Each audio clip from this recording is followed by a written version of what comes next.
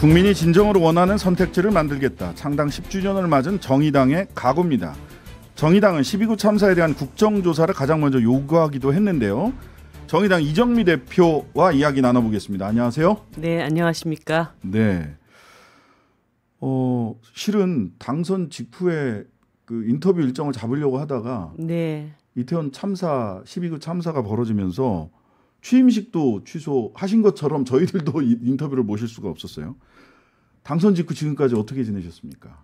금요일 날 저녁에 이제 당선 발표가 나고 토요일 아침에 신당역 살해 현장이랑 그 SPC 계열사 이제 사망 사고가 있었지 않습니까? 거기 이제 농성장을 찾고 안전사에 대한 다짐을 했는데 그날 밤에 이제 참사가 터진 거죠. 그래서 취임식 다 취소하고 참사 현장에 다녀오고 바로 정의당 TF를 구성을 했습니다. 그리고 한 2, 3일 지나는데 이 정부 책임자들이 도대체 국민들 앞에 죄송하다는 말씀 한마디 없이 다 이제 책임 회피성 발언들이 계속 나오면서 그냥 이 애도와 추모 기간 뒤에 숨어 있다는 생각을 하게 됐어요. 그래서 이 사건에 대한 진정한 책임, 진상규명 이것을 묻지 않고서는 추모도 애도도 불가능하다고 판단을 했기 때문에 정의당이 이상민 장관 그리고 윤익은 경찰청장 파면과 국정조사 요구 그리고 대통령의 사과를 요구하면서 또 거리에서 국민들과 이 부분에 대한 공감대를 넓혀 나가기 위한 거리 서명전 정당 연설회 이런 것들을 쭉 진행을 해왔습니다. 자, 그 12구 참사 일어난 지 20여일 지나고 있는데요. 그간의 경찰 수사나 책임 규명 등등 해서 전체적인 수습 과정 어떻게 보셨습니까? 수습이 안 되죠. 지금 이 상황이 경찰 수사가 진행된다고 했지만 아주 초기에는 뭐 토끼 머리띠를 한 사람을 찾아라. 그러더니 정말 현장의 지휘 체계가 전부 무너진 상태에서 일선 현장 그 소방관들이 걷지도 못하고 뛰어다녔다고 얘기하지 않았습니까? 그리고 온 국민이 손을 벌벌벌 떨면서 참사 과정 그 현장에 대한 브리핑을 했던 최성범 용산서장, 소방서장 입건 뭐 이런 상황들을 보면서 책임질 사람들은 책임을 지지 않고 꼬리 자르기를 해도 정말 너무 엄한 곳에다가 책임을 묻는 이런 상황들을 지켜보면서 더 이상 뭐 사법적인 그 책임이야 분명히 물어야 되겠지만 정치적 책임을 질 사람들이 더 이상 그 사법적 틀 뒤에 저렇게 방치돼서 계속 그 수습 대상이 수습하고 있는 모습들은 볼 수가 없다. 그래서 저희들이 이제 국정조사 요구를 하게 된 것입니다. 네. 국정조사 관련해서 뭐 다른 질문도 있지만 요 질문 꾸러미로 한번 쭉 가보겠습니다.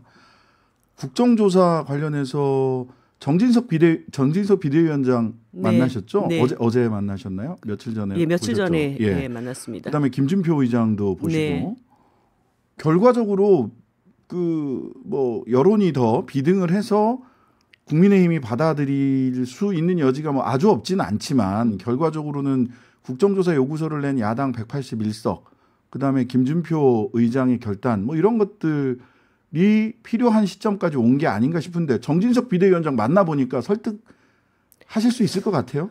뭐 제가 볼 때는 이제 점점 더 소위 윤핵관이라고 얘기하는 당내 의원들이 대통령의 지청구를 받은 거 아닙니까? 왜 이상민 못 지켜주고 그렇게 하고 있냐.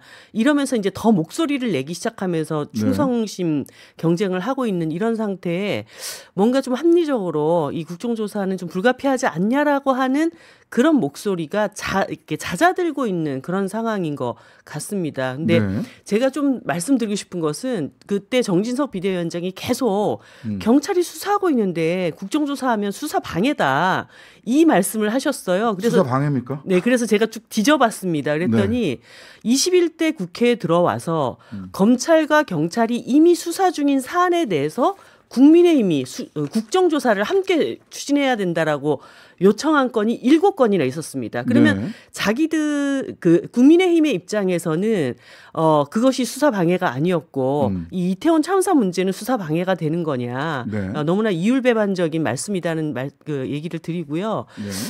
결론적으로는 이제 국민의힘의 어떤 뭐 결단의 지점까지 와 있고 그게 안 된다고 한다면 24일 날 그 국정조사 요구서를 그 처리하는 것은 좀 불가피하지 않나. 그리고 국회의장님께서도 계속 그 말씀을 하셨습니다. 이런 대형 참사가 있었을 때 국회에서 국정조사를 안 한 적은 없다. 네. 이런 말씀을 하셨기 때문에 김진표 국회의장님께도 제가 여러 가지 말씀을 드렸지만 24일 본회의에서 의장님의 어떤 국회 책무를 수행할 네. 수 있도록 그렇게 판단해 주셨으면 합니다. 네. 24일 날 이렇게 계속해서 정부 여당이 나온다면 국정조사 가결시킬 수밖에 없다. 시작할 수밖에 없다라는 말씀으로 드리고요. 노란봉투법 릴레이 시위 시작을 하셨더라고요. 네, 올해부터 시작을 했습니다. 예, 예. 사실 이게 지금 국정조사 국면이기 때문에 굉장히 고민이 많았습니다. 하지만 정기국회에 이제 코앞에 두고 있고 지금 가장 절박한 민생 법안 중에 하나이기 때문에 이 부분과 관련돼서 국민들께 이게 왜 꼭 필요한지에 대한 또 저희들의 의지를 알려야 되는 것도 필요하다고 생각해서 릴레이 시위를 시작을 한 것이거든요. 뭐 민주당에서도 뭐 불법 파업에 대한 어떤 그 보장이 아니라 합법 파업을 네. 보장하자라고 하는 법이다라고 이재명 대표께서 어저께까지 얘기도 하셨기 때문에 네. 이것을 당론으로 충분히 받아 안고 또 네. 국민의힘도 사실 이 사실 왜곡을 이렇게 지속할 문제가 아니고 헌법상의 권리입니다. 헌법상의 권리를 아주 오래된 그 노동법의 간행으로 응징하는 거거든요. 노동자들의 네, 그 생존권을 위한 투쟁을 응징하는 것이기 때문에 이제 그런 인식의 변화를 또 촉구하면서 이번 정기국회에서 꼭 처리될 수 있도록 하겠습니다. 이것도 보니까 정부 여당에서는 전혀 그 타협하려고 하는 것 같지가 않더라고요. 황건적 보호법이다 이렇게 네. 네이밍을 하고 있어서. 네. 근데 저희가 작년에도 중대재해처벌법을 처리할 때 뭐 절대 안 돼 뭐 이렇게 얘기는 하셨지만 결국 국회 담장 바깥에서 그 산업재해 현장에서 너무나 많은 뭐 자식들과 그 동료들을 잃었던 사람들이 이 법이 꼭 필요하다는 요구가 있었고 국회가 그걸 받아안았던 것이기 때문에 네. 사실 그 대우조선 해양 하청 노동자들 네. 월급 200만 원 받던 분들 10만 원 올려놓고 470억 원이 뭡니까? 제가 뭐 계속 손해배상 청구 470억 했죠. 470억 원은 그분들이 꿈에서도 세어보지 못한 돈이에요. 아들 손자 며느리가 평생을 갚아도 못 갚을 그런 돈을 한마디로 패가망신 시키려고 하는 그런 법안이거든요. 네. 그래서 이런 것들에 대한 국민들의 어떤 공감대가 좀 충분히 형성되고 국회를 압박한다면 또 저희들은 기대를 가지고 이 법을 반드시 통과시키겠다는 의지를 갖고 있습니다. 자, 뭐 현안 한 가지만 더 여쭤보고 당 상황 좀 여쭤보겠습니다. 4박 6일간의 동남아 순방 마치고 오늘 귀국했습니다. 네. 예, 아까 정세현 장관은 40점 꽈락입니다. 이렇게 평가해 주시고 가셨는데요. 네.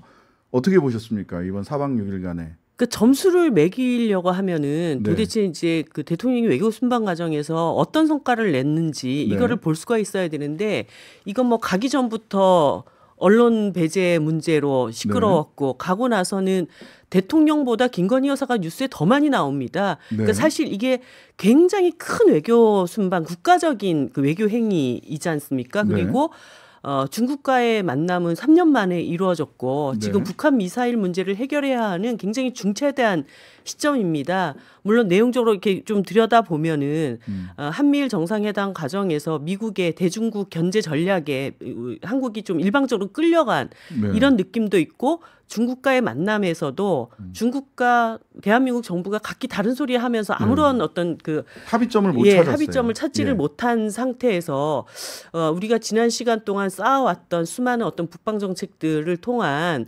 어떤 평화 안보의 지렛대도 지금 굉장히 위협을 받고 있는 데다가 또 경제적인 어떤 손해도 우리가 감수할지도 모르는 이런 상황에 어떻게 대처해 나갈 것인가.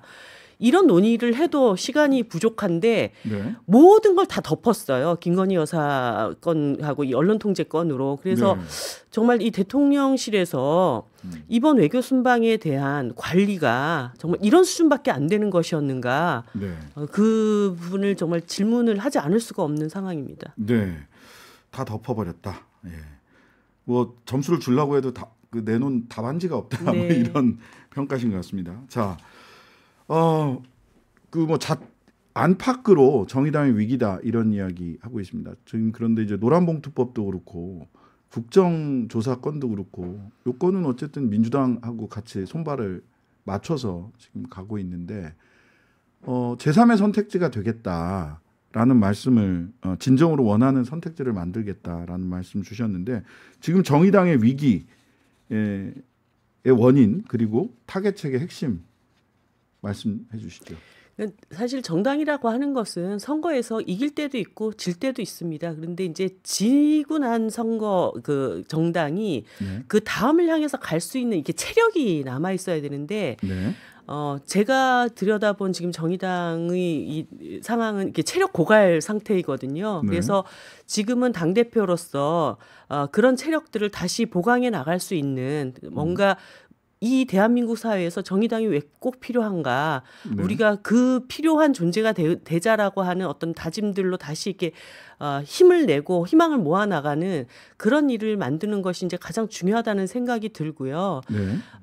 국민들이 볼 때도 항상 그랬던 것 같습니다. 대한민국이 두 개의 정당만 갖고는 안 되는 것 같다. 제3의 정치 세력이 꼭 필요한데 지금 뭐 수십 년 동안 대한민국 제3정당이 제대로 이제 살아남고 성과를 내지를 못하고 정의당 하나 지금 원내정당으로 남아 있는데 썩 마음에 안 드네 이런 이제 시선들도 분명히 있으시거든요. 네. 그래서 이번에 제가 국정조사 요구를 할 때도 국민의힘과 민주당이 어떤 선택을 할 것인가 이런 것보다 정말 국민의 시선에서 지금 이 국면에 네. 대한민국 정치가 어디를 향해 가야 되는가 그것만 우리 기준으로 삼고 판단해보자. 그래서 네. 이제 국정조사 요구를 바로 저희들이 냈던 것입니다. 그래서 앞으로도 그런 기준을 흔들리지 않고 우리가 잘 잡아 나가면서 그 과정에서 국민의 그 이익이 되는 어떤 길이라고 한다면 연대 정치, 연합 정치들도 충분히 해나갈 수 있고 네. 또 강력한 비판자의 역할도 될 수 있는 그런 정의당을 만드는 것이 필요하다. 그 길로 가겠다는 말씀 드렸습니다. 네네.